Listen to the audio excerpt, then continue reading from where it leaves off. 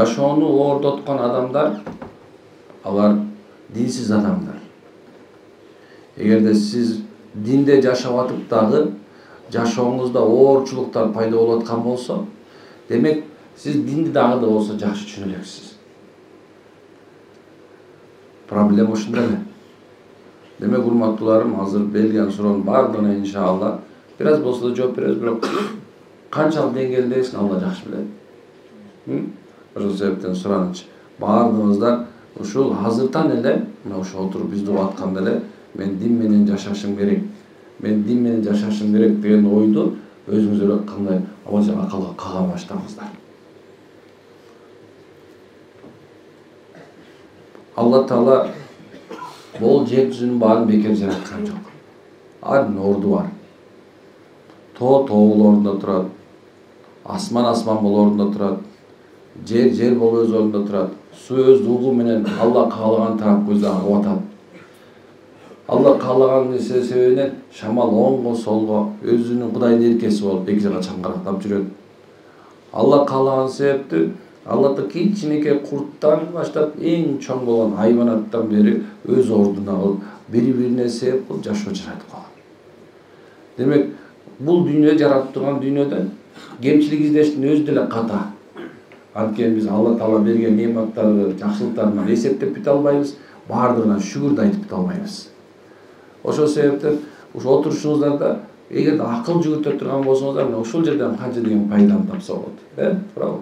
Демек баардыгыңыз ушу айтып аткан сөздөн пайда, ушу мага мен муктажмын, ушу нерсе абалек менин жашоом ишет деген максатта отуралы иншалла. Ниетибизди оңдойлу, макулбу? Демек баштадык иншалла. Ассаламу алейкум, эрмек устазым, сизге чоң рахмат, сизге да чоң рахмат. Сиз аркылуу Алланын рахими, мээрим биздин үйгө чачылды. Рахмат. Я аябап кетти. Мен суроом, ниет кылып намаз тургузайын десем, башым ооруп, ашказандуу приступ болуп, ооруп, таакыр окуй албай, баштай албай жатам. Себеби эмнеде?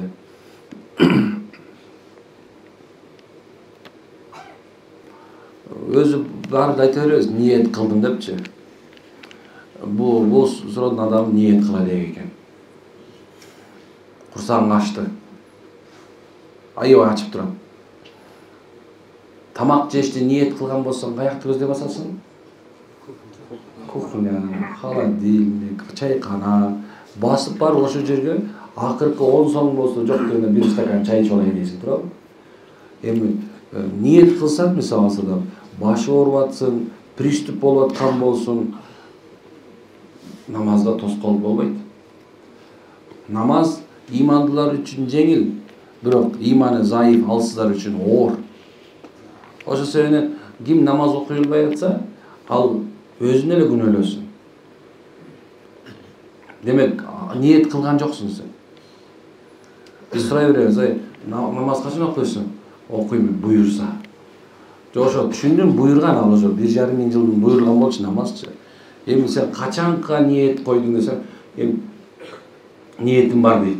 Жок, ошо каянчанчы числого ниетиң бар дейсиң да.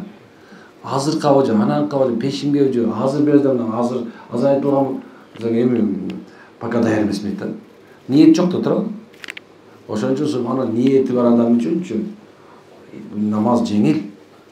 Ниети бар адам үчүн ниет бар намаз жеңил. Ушундай Билал деген сахаби болгон.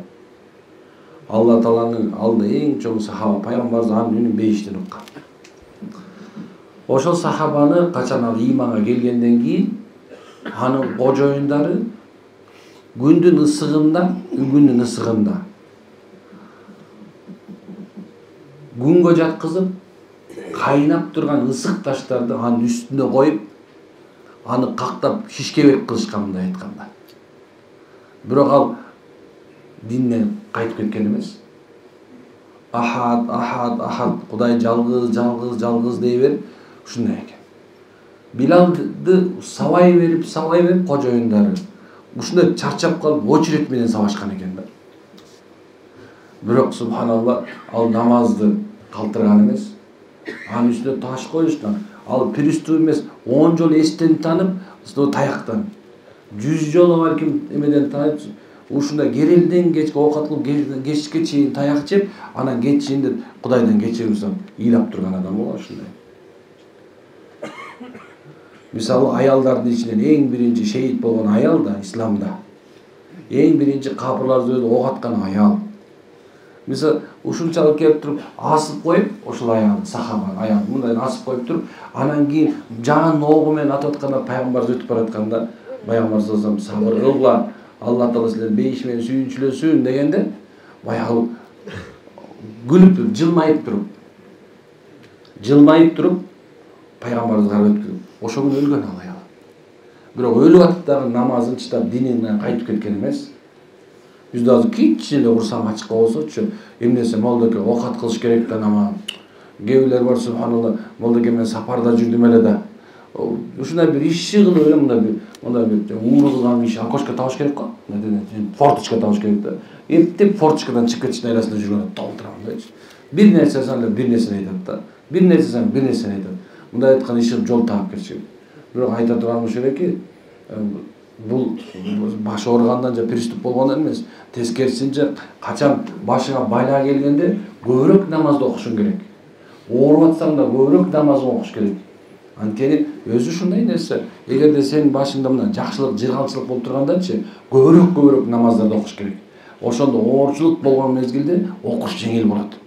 Эми сен оорчулук болуп турган мезгилде динге бекем болуп турган болсоң, жеңилчиликте сен үчүн андан да жеңил болот да. Ошондой нерсе. Мусулман үчүн субханалла намазга шылтоо жок. Мен көчөчтөргө чын айтып бердим, эгер бир кеме кетип баратса, кеме чоң бир шторм болуп туруп, мына бир суунун толкун менен кагылып чачырап келе турган болсо, ошол штормдун ичинде бир жанакындай боюнда бар аял болсо дейт. Ошону бир тактайга илинип мындай жүрөт, арам турат. Монда эки шар чайпаган, суусаган, өлөйүн деп калган. Мына ошол аял киши намаз убактысы болсо, намазды окусун дейт шариятыбыз. Ушунча деңгээлде намаздын орду бар. Намаз денедеги баш сыяктуу.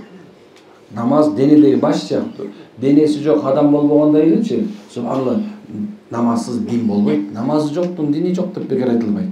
Ошон үчүн намазга көңүл бургула. Намаз бул ден соолуктун ачкычы. Намаз бул жакшы көңүлдүн ачылышы. Намаз бактылыктын башталышы. Намаз бул байлыктын жолу. Намаз бул бейиштин эшиги, бейиштин ачкычы туган. Намаз бейиштеги даражаларды чоңойто турган чоң амал. Ошондон себептен исламда мунун орду, исламда имандан кийин экинчи орунда турат. Иман келтирер заман, ошол заман намаз окуйбуз биз. Намаз окубастан өтүп кетүү бул ошол адамдын бактысыздыгынын белгиси. Кимдин намазы кабыл болгон болсо, анын башка бүткүл иштери кабыл болот. Кимдин намазы кабыл болбой калган болсо, калган иштер баардыгы кабыл болбойт. Эгерде кимде депрессиядан чыккысы келсе, ким субханалла мындай бир оорлардан кутулгусу келсе, ким жашоодогу закындыктан, тарлыктан, ач калыптан кутулгусу келсе, намазга турсун. Намазга ушундай турсун, жөн эле турбасын. Конут баш кошуу менен турсун. Кудайдан үмүт кылып турсун. Мына намаз ушундай. Эгерде ким намазын окуп жүрүп чыдап койгон болсо, бактысыз. Ким намаз окуп жүрүп, намазын тыштап койгон болсо, ал өтө чоң бактысыз адам ал. Бактысыздардын жолуна түштү. Ал Алланын назарынан кубаланып калды. Кудай Таалам аны кабыл кылбай койду деген сөз болуп кетиши мүмкүн. Коркун Кудай сактасын. Бирок тооба кылыш баарыбызга мүмкүнчүлүк берген да туурабы? Ошол тооба кылсын, намаз окуп чыдап койгондар.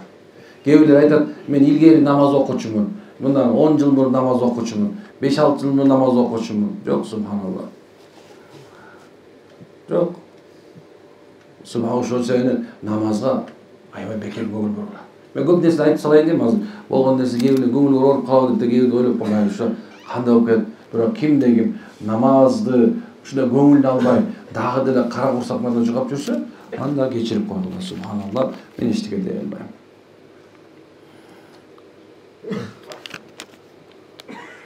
Сизге июлдун башында келип баштадык эле. Сонун болуп жашооңуз сонун болуп калыптыр. Мындай жаш керек болчу эле. Эми сарфы тура эмес. Жолдошум экөөбүздүн ортобузда жаңы үйлөнгөндөй сезимдер пайда болду эле. Bir ayga жетпей кайра түшүнүшпөй уруша баштадык. Сүйлөшпөй да калдык. Себеби эмне болушу мүмкүн? Себеби дурачествода.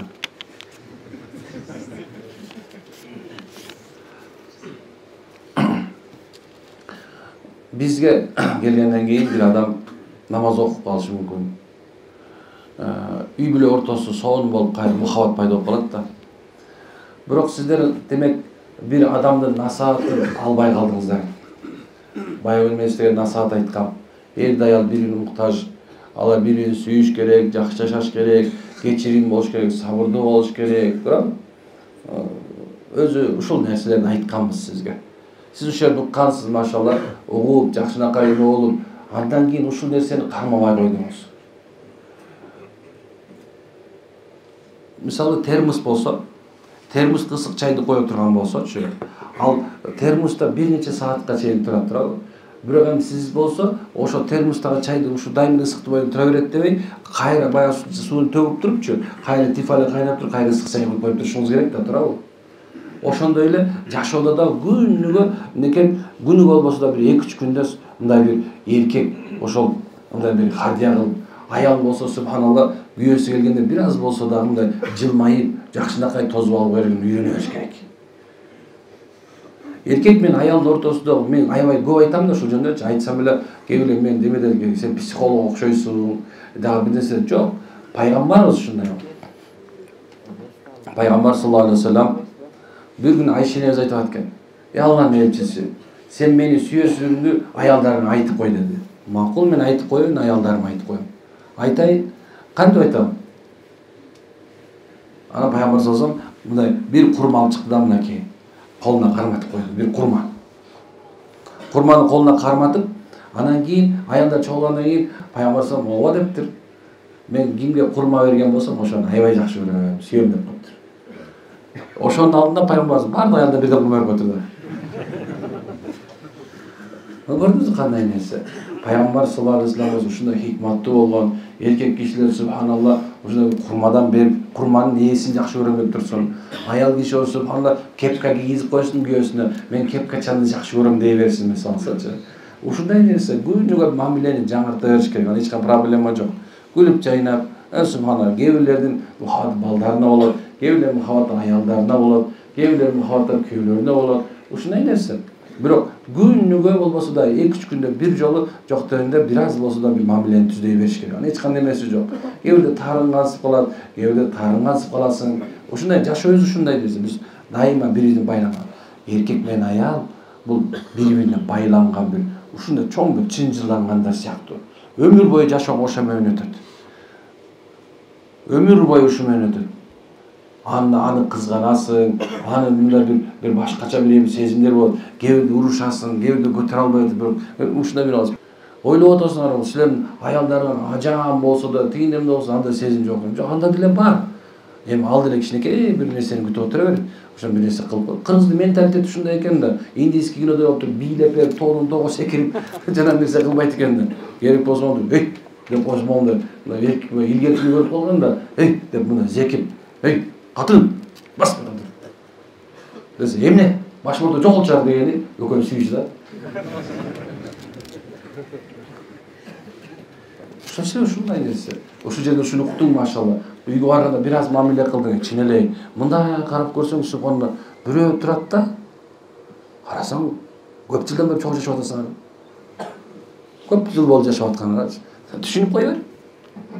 Аны ушунду айтып атасыз, ошол жерден кийин, ушул сөзмө руу баргандан кийин мындай карап, кичине мамиле кылып, бир сүйүш кылат да. Анан баягы бир нече убакыт өткөндөн дүйнө закым, дүйнө кор ушундай нерсе экен.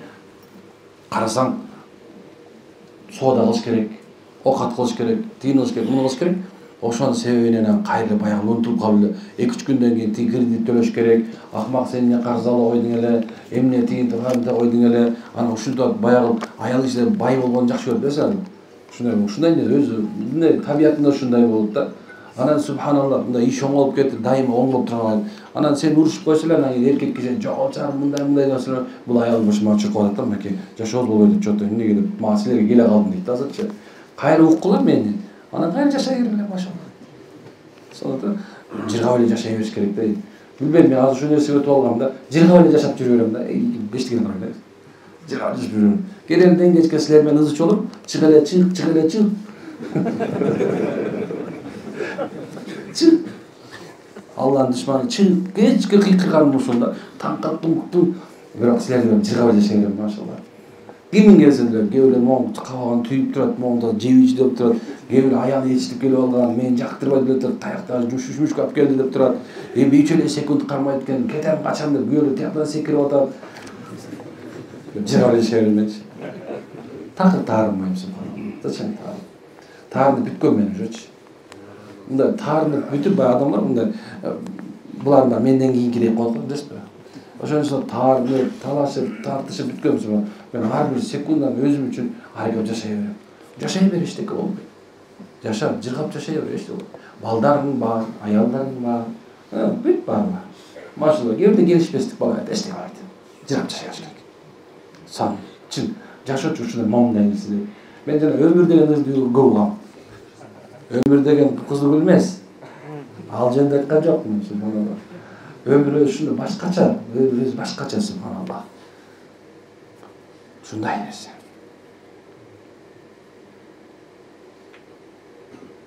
Эми биз Аллах сен деп кайрылабыз.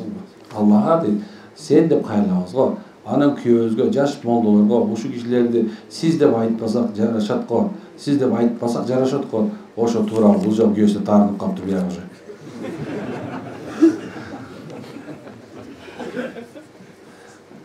Сиз деген сылык сөз, сен деген сенек сөз дейт.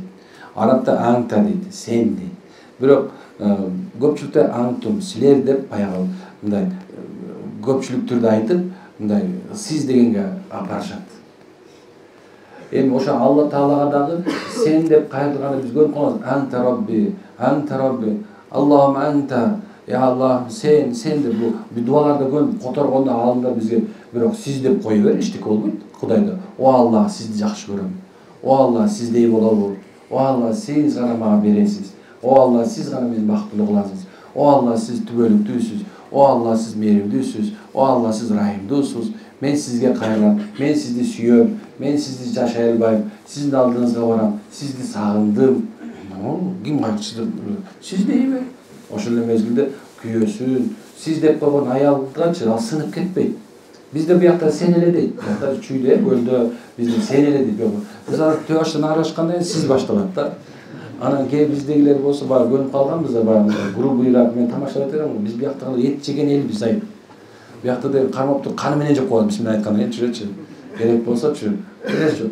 То шарт ушундай кээ бир элдер өзүнүн жашоо шартына жараша грубый болуп калат туурабы мисалы. Ар бир жерибиз бияктын каршыкыры мененчи тиги түштүктүн каршыгын айырмасы бар. Биздегилер сен деп жейт, тиякта сиз деп жейт да. Ошондой мындай эркектер сиз деп коет, молдолар да сиз дегенде. Сиз деген аялдан айланайын. Сиз деп күйөөсүн сыйлап аткан аялдан мен айланайын. Рахмат. Ошон үчүн субханалла, сиз деген бул жакшы, урмат. Эркектин өз урматы бар, аялдын да өз урматы бар. Бирок пайгамбар саллаллаху алейхи вассалам урмат кылууга келгенде, мисалы сажда кыл десе деген кээ намаз окуу же болбосо ушундай сыйын деген отошот. Жок. Биринчи сыйлоого, эң биринчи кимди сыйла десе дейт да пайгамбарыбыз. Мен анда эркекти, аялды, күйөөсүнө биринчи сыйын коймокмун, же сажда кыл деп айтмакмын деген. Ошо сенин күйөөсүн сиз деп турган эркек аялга Алла береке берсин. Күйөөсү сүйлөп атканда тынчып турган аялга береке берсин. Күйөөсүн алдыга коюп, аркасына баш жүргөн аялга береке берсин Кудайым. Балдарды төрөп берип коюп, беалды төрөп коюп, атаң келатат деп алдынан тоздуруп калган аялга береке берсин Кудайым. Күйөөм богу тамакты жакшы көрөт деп, ошону жасап аткан аялга береке берсин Кудайым. Күйөөсү акмак болсо дагычы, сыртка чыгарып ийбей, ошо акмактыгын чыгарып, менин күйөөм алтын деп турган аялга береке берсин Кудайым. Айланайын ошолордон ай. Ким жаман десин мындайды. Ошону таарынсаңар деле сизди жакшы көрбөй калдым айтып коёр эмне болду? Ушундай проблема эмес бул.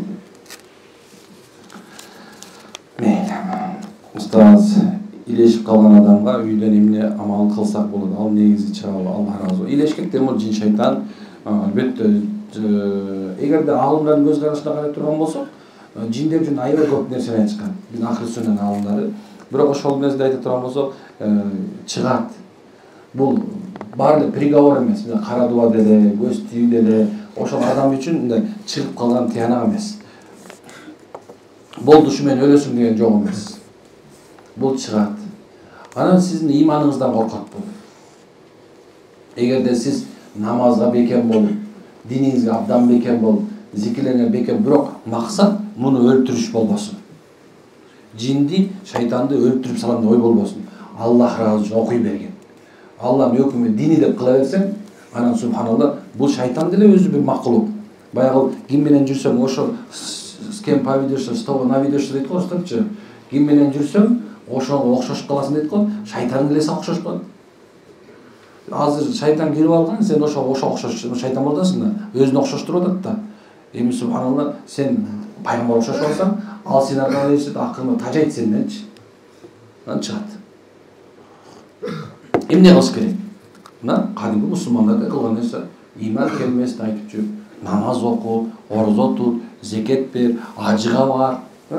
Күнүгө субханалла Кураныңды оку, тилават кыл, адеп аклагыңды оңдо. Анан чөйрөңдү дайыма үй мечит боло берсин. Аялдар боло турган болсо, аялдардын таалими боло берсин, бар устаз алдынан сабак ал. Күйөөң боло турган болсо, күйөөңө жүрбөс. 3 күндүк мастуратка чыгып келебиз. Аял күйөөң 4 айлык боло турган болсо, 15 күнгө чыгып келебиз да. 40 күндүк боло турган 15 күндүк, 4 айлык болсо, айт 40 күнгө чыгып келебиз, бас. Чыгып бар дагы субхан кыйналасың, ошо жерде чыдап туруп, дин өткөрсөң 40 күндүн ичинде олий болуп каласың да. Болду чыгат. Амал ушул.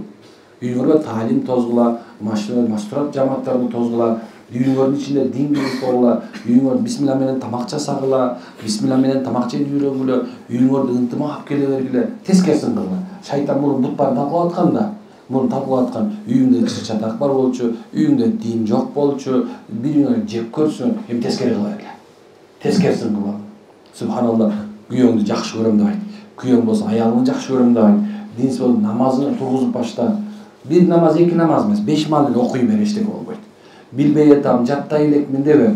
Азыр Замир Карракиевдин, биздин муфтибиздин, мындай мурун Наиб муфти болуп туруп чыгарган болгон чоң бир плакат бар. Алдыңа кой дагы окуй бер. Жаттаганча окуй бер. Анан кийин субханалла садака бер, үйүңдү чыр-чатактын баарын жок кылсаң, мына ушулама. Иншалла, Кудай буйрса бул жок куят. Анын проблемасы жок. Бала багып алса, аты жөнүн өзгөртсө болобу, устаз?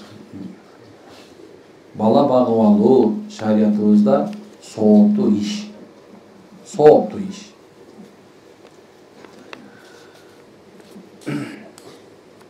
Кандайча сооптуу десе, ал жетим.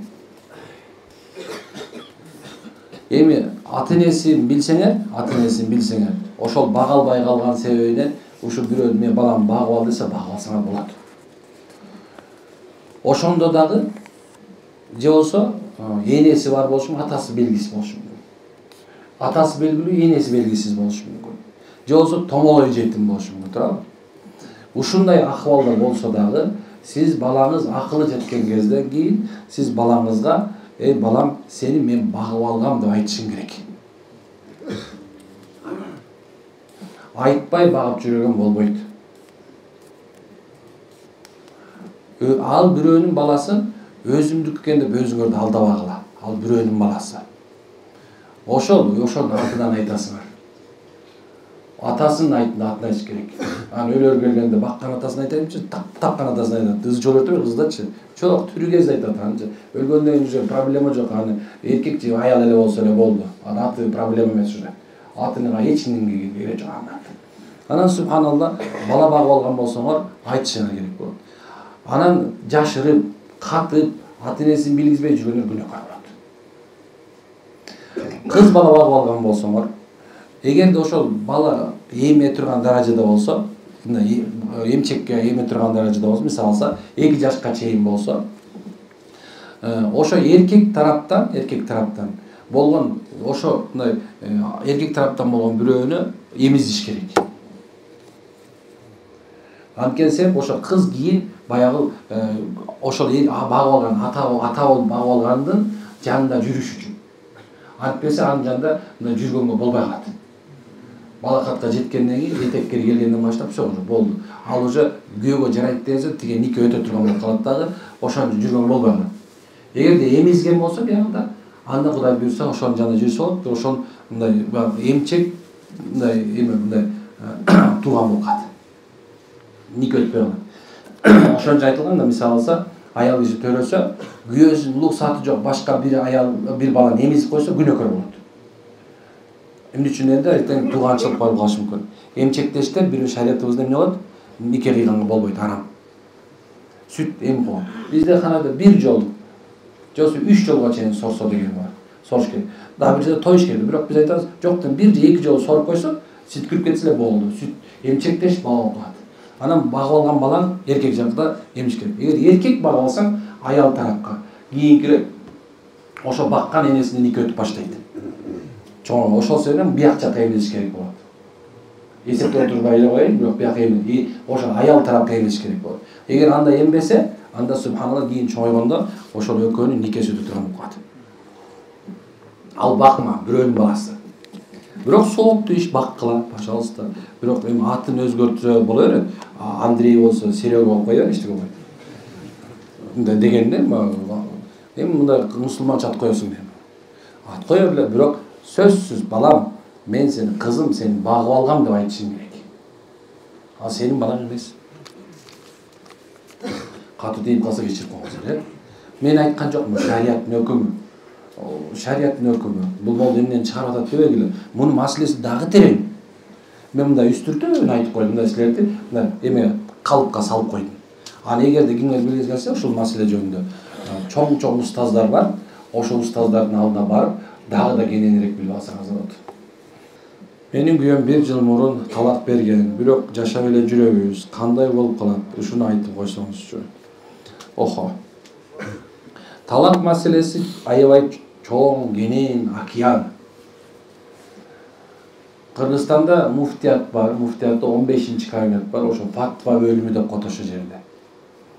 Ошол жерге барсаңыздар, талак маселесин терең түшүрүп берет. Бирок, урматтууларым, эркектер, ушул бир мода болуп кетти азыр. Талак. Талак. Аялдар деле бир нерсе болсо, талагыңды бер, талагыңды бер. Ушундай жашоомдо бир жеңил таразага түшүп калгандай сезилет кээбирдечи. Талакты бөлөбүз. Талак бар, биринчи талак бар, байый талак бар, ражаи талак бар, бидат талак бар, бөлүнөт. Талактар бөлүнөт. Кийинкиси сарих ва киная дейт. Ачык айтылган талак бар, жашырылып айтылган талак бар. Бизде көп очосо жашырылып айтылган талак айтылат. Бошсуң, кете бер. Бу да ошо кирет. Кет, жашабайм сени мен. Төркүнүңө бар, жогол, көзүмө көрүнбө деген сөздөр бар. Булар мындай маселе туулдурат. Бул ошол киши ачуусу менен айтып койду, балким жөн эле көнүп калган адат да. Анан кийин субханалла муну айтабыз, мейли. Бул эркек аял деп туруп, экөө урушуп атат деп туруп, бошсуң, сен жолуң бош, кете бер деп сөздөр айтылгандарды айтабыз, эми мындай кылбай экенчи деп кайра барып туруп жашатып кое беребиз. Бирок ачык айтылгандан кийин, талак сөзү ачык эле айтылгандан кийин, талак, сага талак бердим деп туруп талак айтылгандан кийин, бир жолу айтса бир талак чөт, 2 жолу айтса 2 талак чөт, 3 жолу айтса 3 талак чөт дагы ошо менен жашоо иштейт. Болду. Карабайбыз, мас бекен, тас бекен, бүт эчтеке каралбайт. Айтылды, ошол заман түшүп калат деп айтабыз. Ханафи мазхабында ушундай. Кээ бир алымдар, Малики, башка мазхабтарда бул жерде карайт. Бул жерде карайт. Бирок бизде айтабыз, жок, болду, бүттү. Мас менен карабайбыз. Талак айттыңбы, 3 талак, болду. Эми бирок 3 талакты бир берип салса, анда субханалла, ал экөөнүн жашаганы арам болот. Уже бүттү, нике жок, силердин жашооңор бүттү. Талак түшөр заман 3 ай идда бүтөт. Идда деген 3 ай, 3 этек киргөргөнчөлүк даражада аял киши үйдө, күйөөсүнүн үйүндө болот. Экөө кошулушу арам болот. Сүйлөшө берет, бирок кошулушу арам болот. Түшүндүңүзбү? Ал эми күйөөсү өлсө, анда 4 ай 10 күн жүрөт. 4 ай 10 күн. 4 ай 10 күндөн аял киши өзүнүн иши кайра барат. Күйөө тиеби, кетип калабы, ушундай нерсе, мурас бөлөт, бол кетти. Эми талак маселесинде субханалла бул эркекке берилген нерсе. Алтындан эркектерим мен, чыныгы эркектер. Аял киши ушундай эмес зат да, жанагындай андай барбы жанагындай тырт оталдырып турупчу, коюп койсоң зыз деп чыгып кетет го. Oyuncular oldu, tırt koyun yüzü gibi kal. Ya cazı yüyle var ama bu serden ayağını tık çıkıp oldu diyecek şey. Oşanday açıyorlar. Çıkıp oldu. Oşa hızlar gütte de kavarınca güttürdü. Talak deviyle içi. Güttürdü de kavar tokayt hazırsın. Ananda ayal сияқты öyle деп өшөп турган өзүңдө ушундайсың да. Аны айтып үйбе кереги жок. Bir талак түшүп берсе, бул эчтеке болбойт. Эки талак берсе, эчтеке болбойт. Кайра жашай бер. Бирок 3 талак берсе, болду. Иш бүттү. Демек бул талак маселесин аябай ушундай кимде талак маселеси болуп калса, анда субханалла муфтиятка барабыз. Bir дагы башка бир ал чечпейт. Ал анткесе экөөнү коюп алып бир чечиш керек болду. Саламатсыз. Биздин bir уул, bir кызыбыз бар. Балдарыма батаңызды берип коюңуз. Кызым жакында турмушка чыгат. Амин. Алла Таала сиздин балаңызга узун өмүр, адеп ахлак, жакшы мүнөз, сиздерди бага тургандай кылсын иншалла.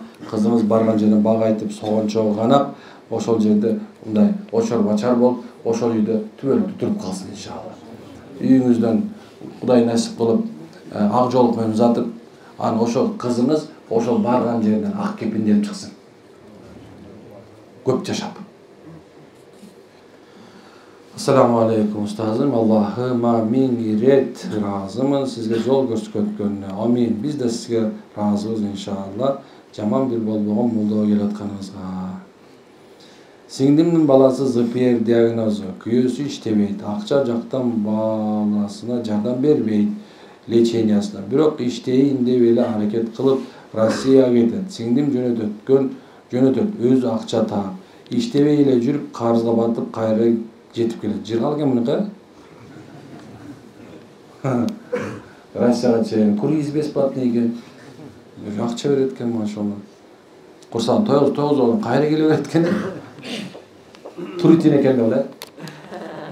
Балдар өткөн эмесе, балалардын ичинде чоң болгон эркектер отур. Туритинде катышат. Аялдарын сурат да, мындай. Кээ-бир туритиндер бар, ата-энесин сурап, пенсиясы менен жашайт. Мен аларды туритин деп коем. Өзү 40та 4 бала болгон, келинчеги менен иштебейт, кемпир чалды урушат, анан алардын пенсиясын алып ошо менен жашайт да, анан еще нормально чай бербейт. Туритин деп болчу, тиги матка. Ушундай. Бул да туритин экен ошо. Сиңдим жашоосу оор болуп кетет деп, конечно, оор болот, туритин менен жашаш оор да. Биз балага ата керек деп жаша дейбиз. Кайра биз да кейип ажыраш дейбиз. Бул жагы туура эмес болуп калды. Ата керек дегенде туура болду, бирок ажыраш дегенде туура эмес болуп калды. Туритин болсо да күйөөсү бар да, кыргызча туура. Машалла. Айда болсо күйөөм бар, үңкүр болсо үйүм бар, машалла туура. Ошол бирок көп убакыттарда мен ушунтан башкалар айта берем, бирок айтайын деген нерсе до конца чыкпай эле коеюнчу. Уже бүттүм. Эми бешиктеги баланын бек болорун ким билет? Карындагы баланын кам болорун ким билет дейм. Эртең эмне болорун эч ким билбейт байкелер. Эжекелер. Эртең жашоо кандай болуп кетерин эч ким билбейт. Бүгүнкү бомж, эртеңки миллионер. Бүгүн эчтекеси жок болуп турган аял эртең канча нерсе жетип кетет. Тагдырды бычпаш керек. Тагдырды шаштырбаш керек. Биз билбейбиз да, ар биринин тагдыры ар кандай. Бирөө 40 жашта берет Кудай бирөөнү 50 жашта берет, бирөөнү 60 жашта берип коет экен. Кээ бирлерине 70 жашта берип коет. Билбейсиң кимге качан берип коерунчу. Ошол себептен хуснузон жакшы күмөндө болуп жашаш бул өзү бизге мусулмандарга эң жакшы бир жол көрсөтүү болуп эсептелет. Аялың жөнүндө да жакшы мнениеде боло бер, күйөөң жөнүндө жакшы, күйөө балаң жөнүндө да жакшы ойдо боло бер. Дайыма оңолот деген ойдо жашаш керек. Кыргызда болсо төрүдөн үмүт үзбө дейт. Төрү да билбейсиң кандай болуп кетет. Мисалы, кээ бир эркектер бар чөгүп кеткен ал жерде, эмне чөгүп атасың сен? болбой калды дейт. Жок, болбой калган жок. Сен тагдырды шаштырдың болгону. Эртең эмне болорун билбегенден кийинчи сен кыжаат болбо. Бүгүнкүнү кыла бер, бүгүнкү менен жашай бер. Субханалла. Бирөө дегенде бир карасаң чоң бир джип алып алыптыр. Сеники москвич экен. Машалла, москвич джипке жеткенче москвич менен жашай бер пока. Эчтеке болбойт, билбейсиң сен кандай айдап каларыңды. Билбейт. Кээбилер бар, бирөөнү айтканда аркасынан саятчы болот дагы эле, мен жок кылам, мындай кылам, тигиндей кылам, көрөсүң тигиндей кылып салам да. Жок, субханалла. Ал деле Кудай эмес да, туурабы? Ошон үчүн туугандарым, эркек болсоң, аял болсоң дагы такыр билбейсиң алдыңды. Чечпе. Тагдырга ыраазы болбочу, бул бактылуулук. Жалгыз бир Кудайга. Билбейсиң жашоо кандай болуп кетер. Ошон үчүн туугандар такыр чөгүп кереги жок. Жашоо эмне болгонун билбейсиң. Ошон үчүн тагдырга тартып эле, ана мен мындай болуп калдым, тигиндей болуп калды, тиги шүмүшүк болуп атат. Жок. Баарына ыраазы боло бер. Ошол күйөө балаңдын, бакпаган күйөө балаңдын, ошондо бир ага эмес. Ошол сенин сиңдиңдин күйөөсү бар экенине ыраазы бол. Мисалы алсак, мен дайым айтам. Ошо деп дагы сиңдисин барат дагы жашоосунда кийлигишип туруп, кайнежеси бар, кайненеси ызы чыгып тургандан кийин субхана баягы ажыратып салат дагы эле, өзү бар өзүнүн күйөөсүнүн койду чыгып кетип атат. Күйөөсү деле ошондой алкаш да. Точно тигиникинен кем эмес. Бажалар баштан баш ичире жүргөндө туурабы? Ошондой эле алкаштын бойдо кирип кетти. Ошону сен анын атасы деле алкаш да, энеси кирип кетти, тигини болсо ажыратып салды бир алкаштарчы. Эмне кыласың ага? Коркуп, ал деле жыр кылат, ошонун койдуна жатып. Колун тартып сасык, оозунан аткандай чыгып турат. Жашай берсин да, сен эмне тиешиң бар? Кээ урушасың, айла жокчу. Айткан тилдигинде да ооз кыйшак болот, дайым эле ушуну кылам мен. Ушундай. Дайым ушуну айтып койсо эле, субхана бул кыргыз болду, баягы шариятты баштады дейт да. Мен кээбилер кыргыз хадисчиде болом, мен жегелепчи. Тим эле арабтар тим элечи. Өмүр алиф деген таңда окуган эмес, бирок мен кыргыз эмеде окугам да. Жок, субхана ачык сөз бул. Кээбилер диндин дысын билбей эле, дин ушундай эле. Пайгамбар ушуну түшүндүргөн, кыргызча эле эмес. Пайгамбар деген Кудай араб кылып туруп кыргыз болуп турган болсо, ушинтип келип отуруп түшүндүрмөк. Ушундай нерсе, ошон үчүн унутпагыла ким экениңерди да. Биздин кыргызча ушундай сүйлөш керек да. Ай Алла, Шам жагы зияратка баруу, бата чыгарып берүү туурабы же туура эмеспи? Арам. Шам жагы зияратка баруу, бата чыгарып берүү, жанагындан ордочулардын оюнуна баруу арам. Сатанизм десеби, болбойт да. Молодец, ким айтса да. Кыргызчасы шайтанизм. Бул шайтандар. Адамдардын акылын буруп, шайтандын жолуна турган бул ушулар. Ушуларга барып алып, мен актык кийдим, касиеттүү болуп кеттим, у меня биополе деген өчөсүң да. У тебя нету биополя. 36,8 болду. 36,6 36,6 сен бүттү. Ар жагы не то уже. Кээбирде ысып калып атканың, кол ысып, буту ысып атканчы, сен аябай биополең көп болуп кеткенде эмес ал. Сен бооруң жарабай калды деген сөз. Боорунду срочно лечение кылыш керек деген сөз ал. Алаканың ысып атам, анда сен срочно бар дагы бооруна алакол ич. Болду, өткөн той эле. Боорунду карап деген сөз. Майлы жебе деген сөз ал уже. Болду. Нерв иштетпе деген сөз ал уже. Анан кийин күйөөсү ооруп калса, күйөөсү сабап калса эле, анан кийин тияка чуркап бара калса, сен срочно актык албасаң, ошон үчүн кыйналып атсың. Десе эле байкуш күйөөсүнүн таяганан кутулайын деп эле молдо болуп калат кээ бир аялдар. Аял молдо да болбойт то есть. Баягы уктум мен келат интернеттен. Мага жөнөтүштүр. Молдоке ушуну бата берген карачы, укмуш берет экен дейт да. Ой, тим эле токтогул биякта калсаң токтогул. Не пойдет. Барбагыла. Жолобогула. Жанагы улан 44-тө эмеде Көкжарда менин досум бар. Костоправ. Асхат деген, билет болушуңар керек. Асхат Дархан деген. Дарханский. Экөөбүз бөлөбүз. Кийинчерээк таанышып дос болуп калдык, Алланын каалоосу экен. Анан субхана ошол ар жагында ал байкушум дин исламды түртүп атат. Bu elдер келгенде кайсы айтып берди. Анын бери жагы 20 метр жерде мындай үйүнө купол койгон ордочулар чоң туруп, мечит кылып отурчу. Тигине деле очу жерде ошончо экен, тигине деле очу жерде ошончо экен. Айттым, субханалла, ортосуна мен келип алсам. Ушундай болот экен да, субханалла. Ачудан карасам, нормальный эле 570 минген эле костюм шумчан деле ошолор кирет. Ойлодум, субханалла, мен ойлодум, бай болсо эле акылдуу болот экен. Жок, кемчөттөйлөр деле бар окшойт. Чын. Bir professor var deydi arasında. Birdenki doktor deydi. Arak içip var ona şakir kötüyoruz. O arak içip var ona şakir al deydi de. Ağzından doktor emesken dedim de. Spirte doktor eken de. Şunday subhanallah. Görse adaştıram dese şeytan şunday eken. Allah'la adaştıram dese bayağı şun jol sapsatkan. Barvağla. Ayaldana jер belgili. Ey. Ana psikolog deyine de jönetpe olunca. Bizden vraçlarga jön söz жоқ. Bara verirsin. Psikiyatrga, nevropatologga barsın. Vraçka barsın. Bırak emege barbayla koysun. Kınakı özünce internetten çıkıp atat koy. Yok, bu emez kene belki al. Al özünce dağına psikolog kene. Turat gel. Turayım çalışın, oşam okşoş duruştu. Turayım gel. Bu senin güven sana gereği yok. Bu biyologitski deydi. Gereği yok deyitten sen. Güyösüyle bağlı olasın özün. Montur erkekten sülot oymasın. Hop koyup tur kukulasın. Anam үйüne barganda bayağı ayal kişi özünün güyösün kukula көрөткөндө sen bana bir deyin gereğin yok deyitten. Oşontip subhanallah sop-sonun 5 bala törüp sonun жашап аткан ayalda үйүнөн качып, Россиянын көздөй качып, sen сесире жашай эткенин көрсөм мен деп. Sen gereği жок экенсиң деп. Men öz sүйүмө жетишим керек деп. Ошентип кетип атканда аябай көп. Ошон үчүн субханалла ордочу менен ошонун айырмасы да жок. Аялдарды субханалла ошондойлорго салып берип коюп, үйдө отурасың, баласын карап коюп. Университетке докторго кетти деп жок. Кудайга жакындатып, күйөөсүн алыстатат экен да. Чын да.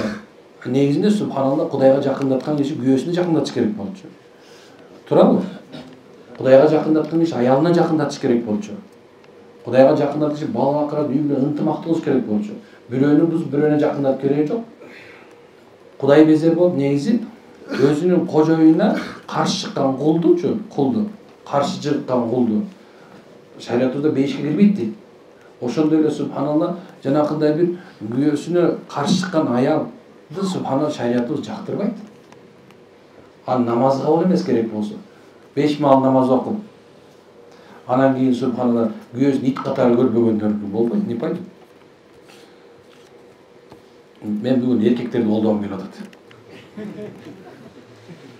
Колумду тарткыла эркектерден деп айтмакмын азырчы. Нике кайсы учурда бузулат, никенин жаңыртуу болобу? Никени молдоке кыят, кабыл алдым балтырым десе кабыл алдым дейт. Кабыл туттум десе кабыл туттум дейт. Кебиле же болсо багыштадыңбы, кабыл алдыңбы дейт дагы, ижаба аял киши мен макулмун кийгенге дейин нике башталды. Анан качан эркек киши акмак кет талак деген бузулат бүттү. Кабыл алды, нике болду. Ажыраштым деп айтты, нике бузулду, болду. Эми нике жаңыланбайт, сен башка күйөө тийишиң керек. Түшүнүктүү болдубу? Бүттү. Кайра жаңылаган болбойт. Нике бар же жок. Анан жаңылап ортодон чагылып, шабашка кылбай эле койсун. Жаңылаган не пайда? Кереги деле жок. Жок нерсе. Жок. Сүйгө чейинкинин баардыгы, никеге чейинкинин баардыгы тең арам. Анан талак болгондон кийинкиси дагы арам. Бүттү. Бирөө башка аял алыш керек, бирөө болсо субхан башка күйөө тийиш керек болду. Кайран ана шорду балдар. Өкөнүн ортосундагы экөө балдар эле шор. Тиги экөөнү опоңой. Мен дайыма айтам ушуну, бир да айтып берейинчи. Эки үй бүлө ажырады, мисалы бир үй бүлө ажырады. Ажырадан анан кийин таң дүнү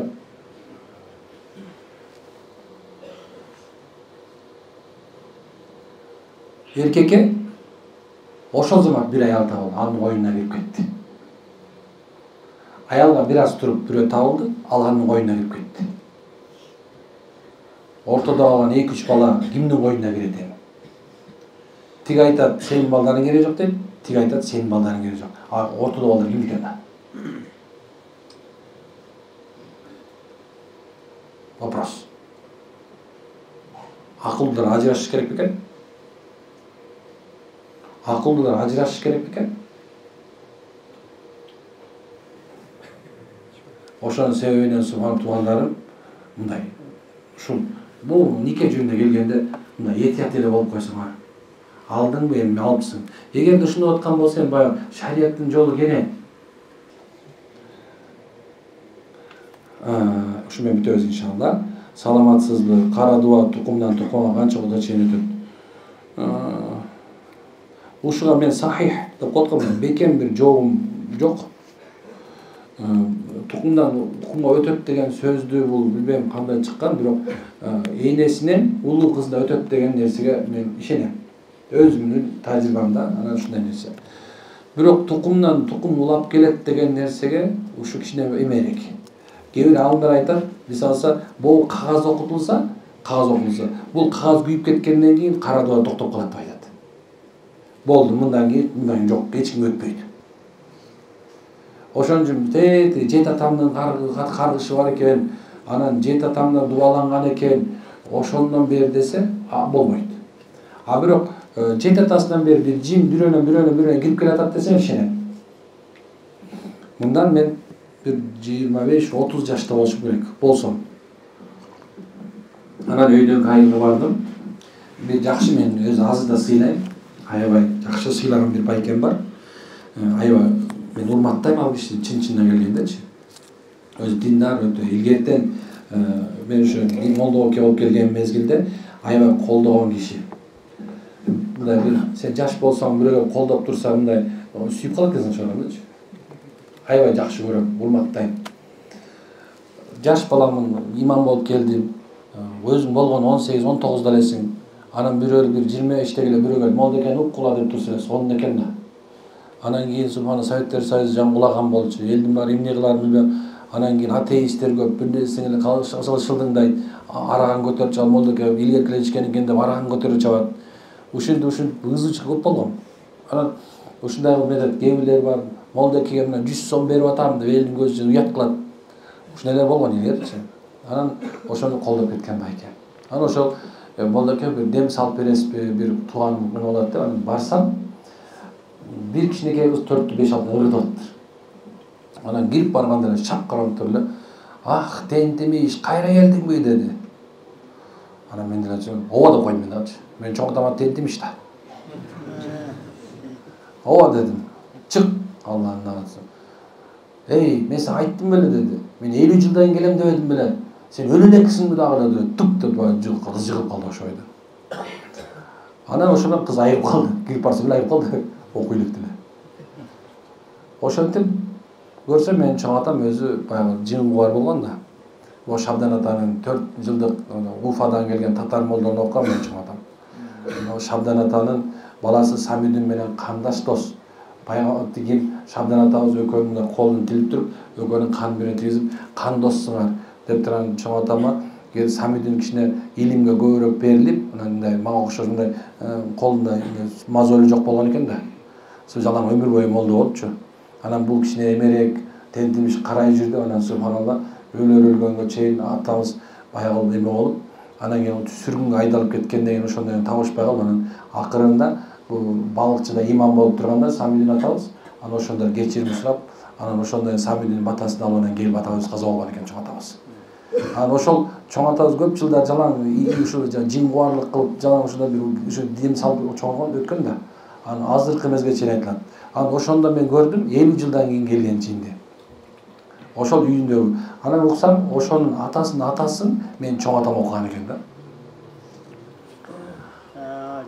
Жанакы да ооба. Анан ошондон кийин мен өзүмдүн далилимде субхан айтам, бул бири-биринин аркасында ушундай нерсе келет деп. Анан силер деле менин жанымда бекер отурган жоксуңар субханалла.